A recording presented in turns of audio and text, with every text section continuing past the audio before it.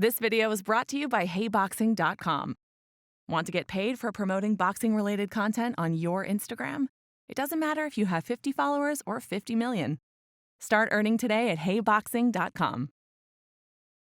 Hey, what's up, everybody? Marcos Villegas here in Tampa, Florida at the St. Pete Boxing Club with Mr. Keith "One-Time" Thurman, who just finished a hard sparring session. We're seeing, you're getting geared to return sometime in January. Keith, how have you been, man? And you look like you're geared up, ready to return. Yeah, definitely, man.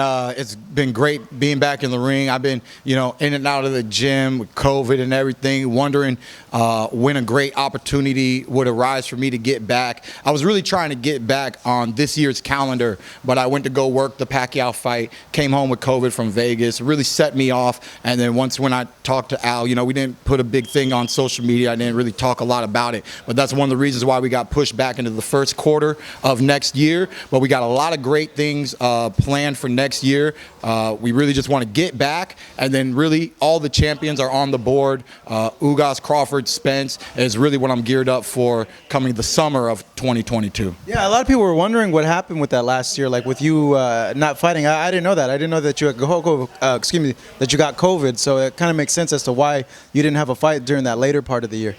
Yeah, and I was pretty isolated working the televised gig up in the booth there. We were pretty isolated and everything, but I'm pretty sure you were there, and Vegas was just lit. The day before I was at the MGM Grand, all the fans wanted to approach me, all the Filipino fans, masked down, taking pictures, shaking hands, and it just felt so great to be back out. It felt great to be back at the MGM Grand. It felt great to see all those fans, to get the love from the Filipinos, to get the love from everybody who supports me in my career and loves what I bring to the table in the welterweight division. So it just was, and me, you've seen me for many years. I'm very humble, I'm down to earth, and I just love the people. So it was really hard for me to isolate myself. I wanted to give them my time, and it ultimately set me back a little bit more. But now we're geared up. We got 3 sparring partners in the ring today.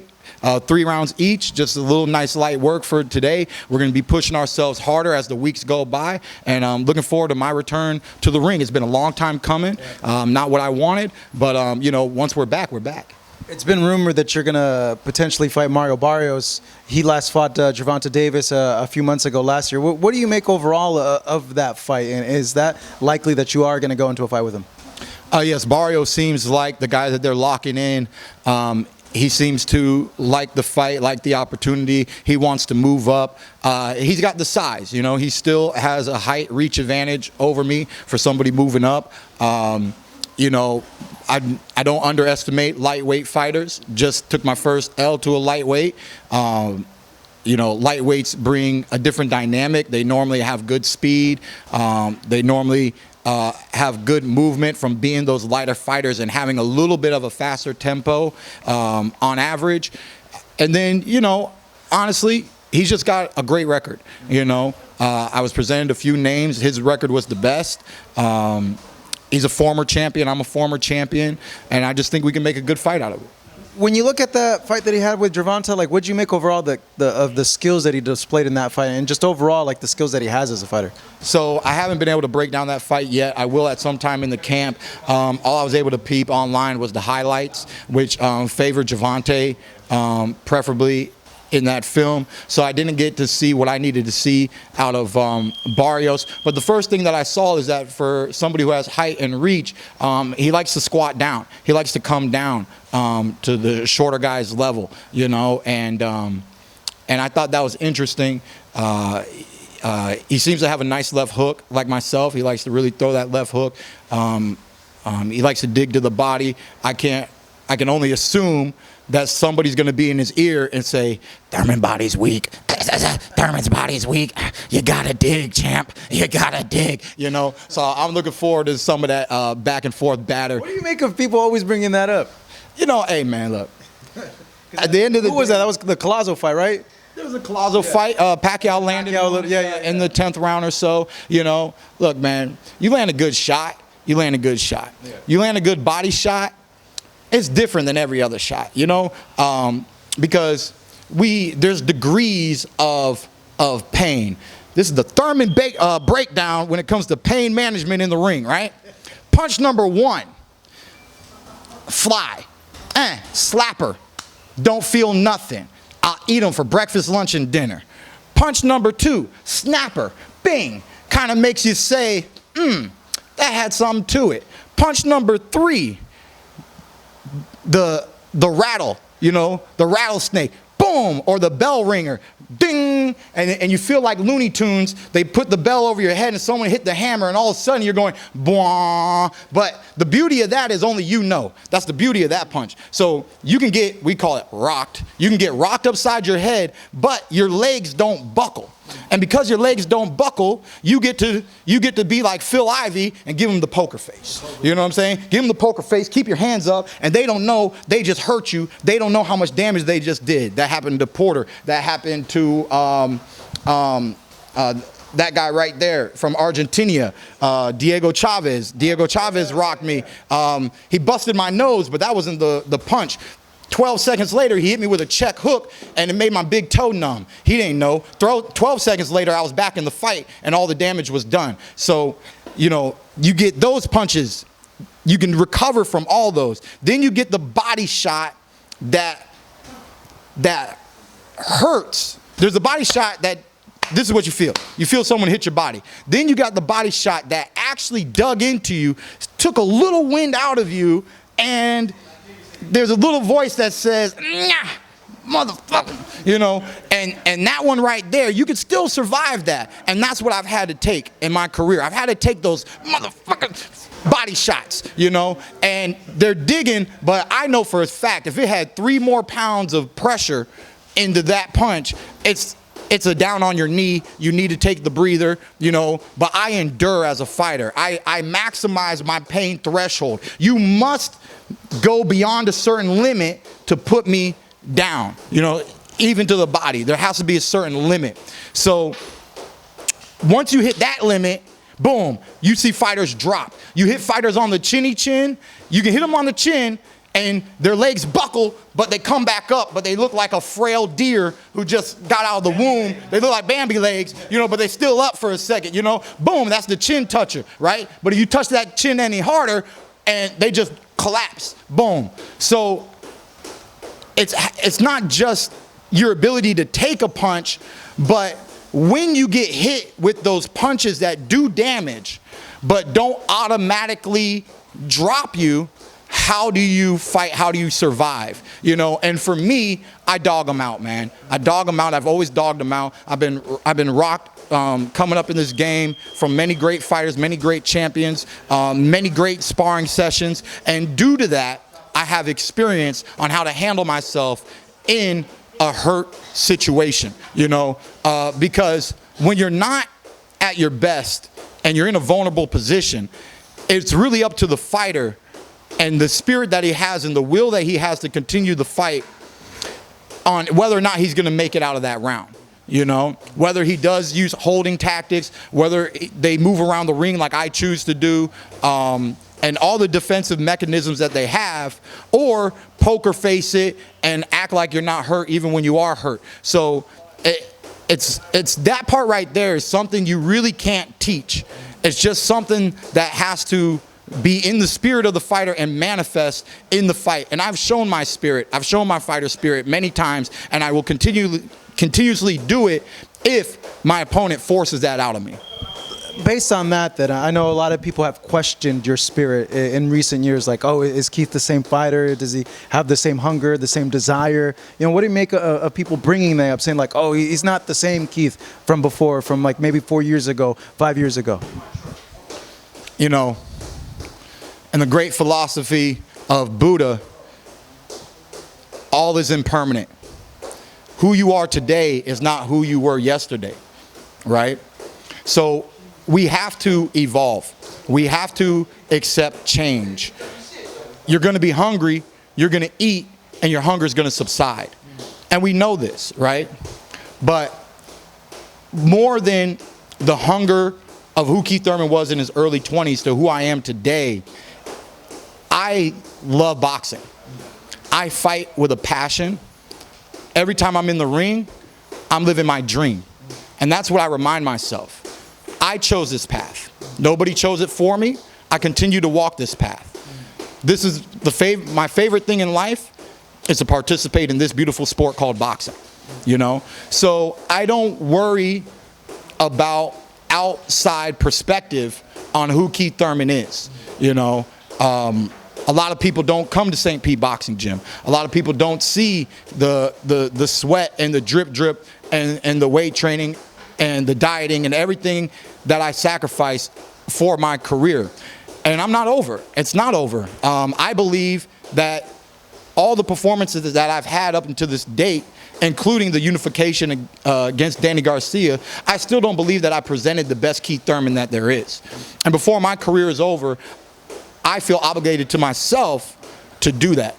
So that, like I always said, win, lose, or draw, I'm going to hold my head up high, right? Because it's about me living my dream and me putting my best foot forward, me challenging all these fighters in the welterweight division, and these fighters also challenging me. And then at the end of the day, let the best man win. At this point of your career, Keith, what's the goal for this year? What's the goal for the next few years? Like, what is it that's driving you at this point? At this point, we really just have to be active to the end. You know, we missed a lot of time, and we acknowledge that. Everything that's happened with me as a professional athlete is not ideal for any athlete, was not blueprinted in my plan book. But where we are today is where we are today. We can only work from here to get to tomorrow. And I'm truly dedicated and obligated to strive for greatness, you know. I know that there's champions in the welterweight division that are still undefeated champions, and I believe that everybody can be defeated. At the end of the day, I just want to put my best foot forward. I want to challenge all these great fighters. I still believe that it's Thurman versus everybody. I believe that I have the potential to make some of the most exciting fights in the welterweight division, and that's what I want to do. I want to do it for myself. I want to do it for the current champions, and I want to do it for the fans. I want to do it for the sport, for the network, you know. I want to do it for my legacy, you know. I want to do it for my child that's 7 years old, you know. But the story of Keith Thurman is not over. For those who think it's over, it's not over. It hasn't begun. It's always been in the works, but we're just shifting gears. We're shifting gears. I'm 33 now. I step into the ring with a little bit more wisdom, a little bit more knowledge, you know. I've experienced many things. Being hurt to the body, being hurt to the head. I've been through my first career loss. You know, the only thing that's never happened to me is Keith Thurman's never been knocked out, you know. So at the end of the day, I just have the desire to continuously go through this brutal sport of boxing, and I want to push myself to the end, you know. It really hit home to get Shawn Porter's announcement. Yeah, you know, you touched on that and it just popped in my mind. It really hit home, man. You know, salute Shawn. You know, you had a tremendous career. You did many great things. You were a great rival. You know, you've been my #1 rival for many years, in and outside of the ring, suit game, everything, baby. You know, so mad love and many blessings to you and your beautiful children in your future. But it really just hit home for me because at the age of 33, I remind myself daily that I'm closer to retirement today than I ever been in my professional career, you know. Starting boxing at the age of 7, starting competing at the age of 9, when Ben Getty at the age of 13 said, one day you can be world champion, boy. One day you're going to be on TV, boy. One day you're going to be $1 million fighter, boy. It's all right around the corner. It's all right around the corner, you know. That corner done passed. We've been on TV. We've been champion. We've been unified champion. We've been a 7-figure fighter. We've been on pay-per-view. But my story's not over. You know, the upside to the downside of inactivity is I haven't beaten my body up. And that's why I have more. For those who question, do I have more? Thurman didn't beat his body up. I have more. I'm 33 years old. I have more to give. My body's in better shape now than it's been in the past when it comes to overall health. And I look forward to presenting that in this coming year, 2022. Curious, because we're bringing up Shawn and his retirement. What did you make of that fight that he had with Crawford? You know, he started off good. You know, he started off in typical Shawn Porter fashion, like some of the commentators were saying. I thought Crawford really looked like he was just trying to land counters. He was whiffing quick check hooks, missing them, whiffing uppercuts, missing them. And then as the rounds went on, I saw both fighters slow down. And when Crawford actually slowed down, he was doing better because he was actually able to hit the target now. When he was being flinchy and reactive, he wasn't as accurate. When he settled down a little bit, and because they both settled down because 5 rounds went by, and you're naturally gonna slow down to a degree, his timing got activated. So he wasn't flinching, and he was placing. And I started to see that shift around 5th round, 6th round. And I thought to myself, Crawford's going to take the second half of this fight. You know, then Shawn really didn't seem like he was in the best shape.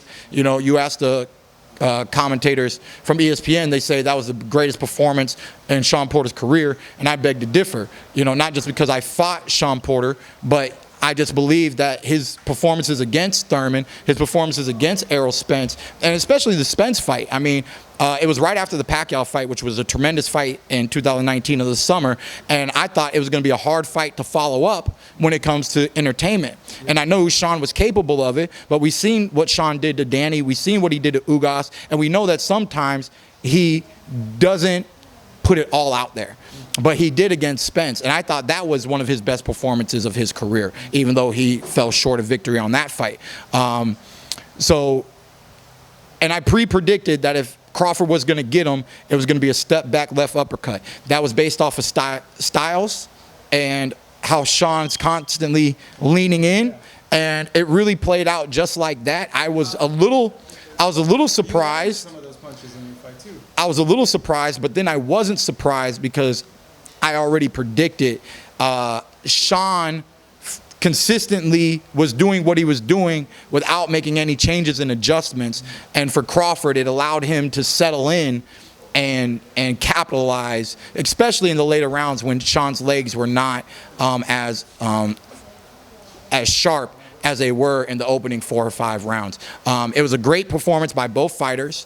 I think Crawford definitely had to battle it out. He had to endure, because that's the thing about a Porter fight is you're not going to get to the end. You're not going to get that victory if you cannot endure what Shawn Porter dishes out. We saw Kell Brook endure. We saw me endure. We saw Errol Spence endure. So the beauty is that he did make a statement by being the first person to stop Shawn Porter.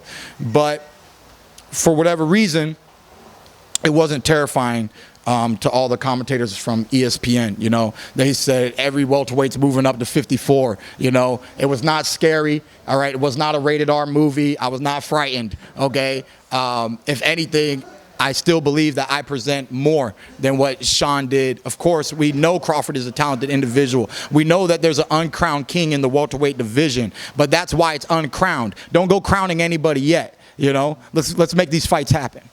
I know you did an interview, or I saw like a news thing that you do want a Crawford fight. You said, you know, get a fight in, and then at the end of the year you would like that. Is that still, you're looking at as your plan to like go with Crawford at the end of the year, or do you think him and Errol will end up fighting during that space of time? So I obviously cannot stop other people from putting fights together, right? But if Thurman could have it Thurman's way, what it comes down to is getting back in the ring, getting an exciting fight, putting on an exciting performance, showing people what it looks like to watch Keith Thurman in the ring after so many years, to remind the people who Keith Thurman is and what I bring to the welterweight division. And then from there, it's Ugas, Spence, and Crawford. It's all the champions. I don't have a belt right now. I want a belt back, you know? So all 3 of those guys are legitimate. I think you would agree that they're legitimate for a fight this up-and-coming summer. If I fight in the first quarter at the start of 2022, I can take a fight by July, you know? The Porter fight, you mentioned something interesting, and I think post-fight he said that he'd already had this idea of retiring, and like Tim Bradley said, like, you know, 1 foot in, 1 foot out. Yeah. But he also said that about you as well. I just want to get your like response to that, him saying that he feels that you're like 1 foot in, 1 foot out at this stage of your career. No, you know, I know that retirement is down the line, you know. I still feel, because of where we're at in the welterweight division, that we will make great fights happen very soon. The fans have been, it's been on demand for a long time. It's not on demand quite on the networks yet, but it's been on demand from the fight fans. They want to see these great fights. They want to see an undisputed champion. And I think all that is in the works within the up and coming 12 to 14, maximum 16 months. There's been enough time. There's been plenty of time that's gone by without this happening. It's time for this to happen. So I really think it can be wrapped up in 12 to 14 months. You know, it's just a matter of making all these fights back to back to back, which will be very exciting. And that's what I'm looking forward to. So back to Timothy Bradley's comment, I got all my feet in, you know, because I want to get right back in the race, you know, and you can put the champions in front of me and they deserve it. But don't act like Thurman's not in the back and it's not that one horse that might sprint his way back to the front, you know. And that's my whole goal. My whole goal is to live this dream of mine, to do the best, to be the undisputed welterweight champion of the world, get a title back, reunify, and become undisputed. So whatever opportunities I get that help me get a belt back, if I fight Spence, he has 2 belts, you know. So whatever I can do, I want to do this year. I want to make it happen because enough time has gone by, and these are great fights, so they should manifest. Do you ever think, like, man, I was so close, like you were so close to achieving that goal when you had the WBC and the WBA?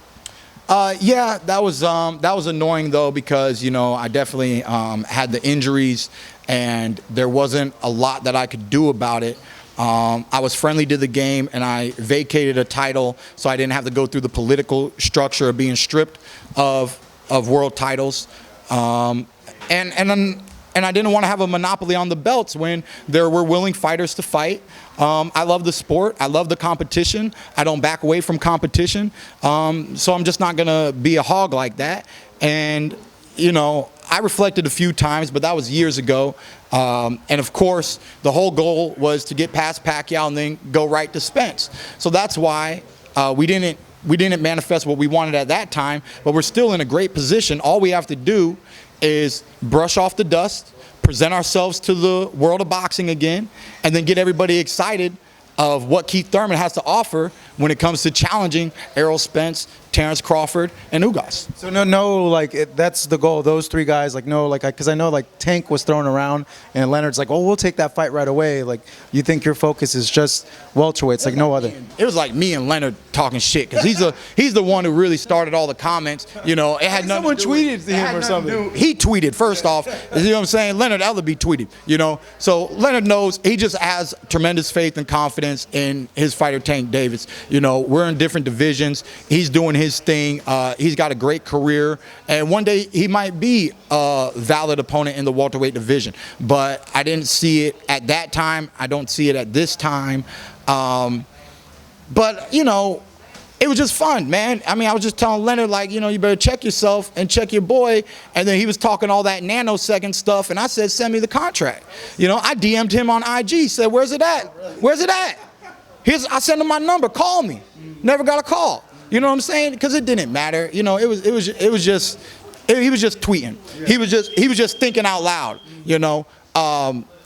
But, you know, Tank's a great fighter. You know, if anything, I'm fighting somebody he beat, so we'll get a measuring stick in my performance. You know, if you want to cross-reference as analytical people like yourself love to do, you know. But at the end of the day, I love great fights, man. You know that. I love great fights. I love entertaining fights, and that's all that I want to bring to the welterweight division. So it's not out of the question, but it doesn't seem very likely. Yeah, it does. It's not a in the now. I'm definitely focused on all the champions at 147. You know, they keep talking. I can keep talking. We can have a love-hate relationship. It doesn't matter, you know, because I don't really hate Tank for no reason. You know, I respect him a lot, and I love what he does in his division. Leonard Ellerbe crossed the line. If anything, let's fight on Triller or whoever's these Jake Pauls. Let's do me and Ellerbe. Let me just punch Ellerbe, and then the problem's solved because he's the one running his mouth. So if I punch Ellerbe, then everything's solved. I think he's trying to fight Eddie Hearn. He's trying to fight Eddie Hearn. Back and forth. All right, let's do a three-way rumble, and we can make it happen. Keith, on a final subject, I'm just because you're so good with your takes on this. Canelo moving up to cruiserweight. He's gotten a lot of ish from some fans, but I think a majority look at it like, man, this is hard. Like moving up weight classes and taking on champions is a little difficult. What do you make of him moving up to cruiserweight and fighting the champion potentially Makabu? It probably has a lot to do with him having Ruiz in camp. And he probably upped his confidence on being in the ring, sparring bigger guys, sparring heavyweights. So in his mind, if I can spar a heavyweight, I can fight a cruiserweight, and that's just me from my perspective on why would Canelo truly step into this with confidence, and how could a fighter make those kind of moves with that much confidence? I would say that would probably play a big factor, because you take a fighter like Ruiz out of his camp, then where does the thought even come from? Who's even putting those kind of thoughts into his ear, right? Another thing, we know when you become the undisputed, you have to pay all the sanctioning bodies, and people of his caliber and making his money, we never like paying taxes, and we don't like being taxed 4 ways by 3 or 4 ways by the different sanctioning bodies. Winky Wright was notorious for that. When he unified and when he became the undisputed champion at 154, there was an article in the Tampa Bay Times of him holding all 3 belts over a trash can. He said, I'm just walking away from him. He wanted to step away from him. And at a certain point, we know in the sport that eventually a fighter's name can be above a belt. But for the common people, they don't know much about boxing. They hear the word champion. They understand the significance. They don't have to fully understand and fully envelop what a world champion is in boxing, what the WBA, IBF, Triple CD, they don't need to understand those things. But at the end of the day, they hear the word champion, and it just rings. You're driving down the road, come in Saturday night at your local arena, we have championship boxing, and it just resonates to a certain degree that this is a high caliber sporting event, and that's why we aspire to be champions, to get this recognition, to excite the people, and things of that fashion. But Canelo, he's a little bit beyond that. He's the Mexican king. He's a very proud fighter. He's accomplished so much, and he can do whatever he wants. So if this is what he wants to do, it's what he's gonna do. And if he accomplishes it, it's just gonna go on the resume of all his other great accolades throughout his career. So, from that perspective, a lot of people are looking forward to seeing if he's able to make this happen. Similar to when Roy Jones Jr. Became heavyweight. Yeah. Let me ask you this. This is a statement I've seen by a lot of fans, and just want to get your perspective as a fighter, because I think you have a lot more perspective, knowing it's difficult to move up in weight classes. But some fans are saying he's picking the easiest guy, moving up, and he's also evading fights with the Charlo and with the Benavides by doing that. Yes. I can give you a triple yes. But so what? He's Canelo. The people love him. He's got a huge following. He's brought tons of excitement. You can say he's cherry-picked a little bit, but he's kind of learned from the best. He got beat by Floyd, and now he's starting to make money like Floyd. When he got that big contract that he had lawsuits with and a whole bunch of ups and downs and this and that. Are there greater challengers out there for Canelo Alvarez? Most definitely. Are there fights that I would truly love to see? Most definitely. Are there super talented individuals that might be able to give him problems? Definitely. Does he have to do any of those things? No, and absolutely not. And if he says no bueno, it's no bueno. If he says, you know, muy bien, then, you know, so be it. Whatever he wants to do, what he likes to do, what makes him want to get out of bed and excited and elevate himself in his career, that's what he's going to do. There might be a time and a place for, obviously, he does not belong at cruiserweight. He needs to jump in and jump out of that. You know what I mean? So hopefully he jumps out and comes back and will challenge himself to some of those fights, Benavidez, Charlos, that are out there, Boo Boo, that are out there that we have not seen out of a Canelo Alvarez. There's many different styles that he's yet to face that I believe are some of the most exciting fights in that division that could manifest. But just because of his status and his superstardom, he gets to entertain the world the way that he chooses fit. So, and at a certain degree, you just have to respect that, because it's not every day.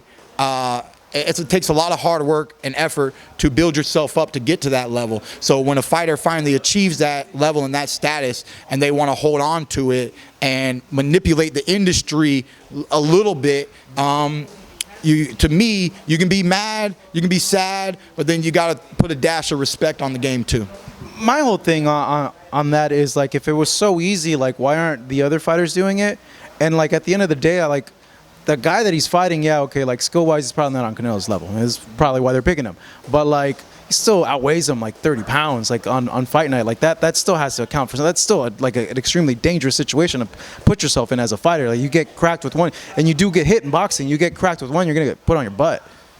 Yeah, I mean, everything, it's just a dangerous sport, you know. It's still a champion. The guy got there some way, somehow, right? The guy got there some way, somehow. And it's the resume, you know. It's not every day you see a fighter like Canelo that, you know, he fought Floyd at like 52 because they did a catch weight. They fought at, like, he didn't want to fight at 54, so they fought at like 52 or something. So, you know, I think that might have been the lowest he ever had to step on a scale. You know, as on his televised, you know, early on in Mexico, he started young, and I bet he was a smaller guy. But when we were familiarized with who Canelo Alvarez truly was, the redheaded fiery sensation, 52 to cruiser, I mean, that's something to really watch. That's something to put on his resume in the history books. He's definitely going to be a Hall of Famer, and that's the way I see it. He's really just upping his accolades and saying, I did this, who else did it? You know, and there's not many people throughout the history, you know, there's probably like only maybe a few names throughout the history, probably less than 5, to do such a thing. Now, finally, Keith, you know, back to you.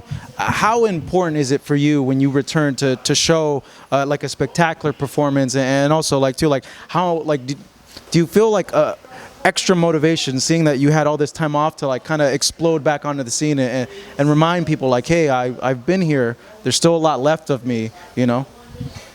Oh yeah, I mean, for me, it's all about excitement. You know, what I love the most about performing is the feedback from the fans. And there are people who said, man, I watched your fight the other day, the fight with Pacquiao, and he goes, man, I know that was in 2019, but while I was watching it, it just felt live, you know, because that's how pulled in he was, you know. And I just love that kind of feedback where people are just saying how I'm exciting, you know, I'm truly exciting to watch. You know, I'm always just trying to do my best. I'm always trying to maneuver in the ring to expose my opponent's weaknesses and just be victorious at the end of the day. But some way, somehow, to know that what I do is pleasing to the spectator, I'm prideful in that. I really am happy about those things, and I want to continuously be that kind of guy. I remember when I got the Pacquiao fight, I said, I'm not going to fight like Adrian Broner. I'm not going to sit back. I'm not going to wait to counter. I'm going to, I mean, this is a legend. I want to have a legendary fight. I want to go toe-to-toe with him, and I just want to have a great fight. And I was able to do that. At the end of the day, I didn't get the decision that I was looking for, but I was able to put out there a fight that was great for me, great for him, and great for everybody who was in the arena that night. Keith, as always, it's great chatting with you. Thank you so much. I anticipate your return, hopefully at the end of January, maybe with Mario Barrios. Thank you so much. It's always great seeing you. Here, my man Keith Thurman, Marcos Villegas, Fight Up TV. Thank you so much for watching this video, and make sure to subscribe for more videos of your favorite fighters over here on Fight Up TV, and give us a follow online as well at Fight Up TV on Twitter and on Instagram. We appreciate it, guys.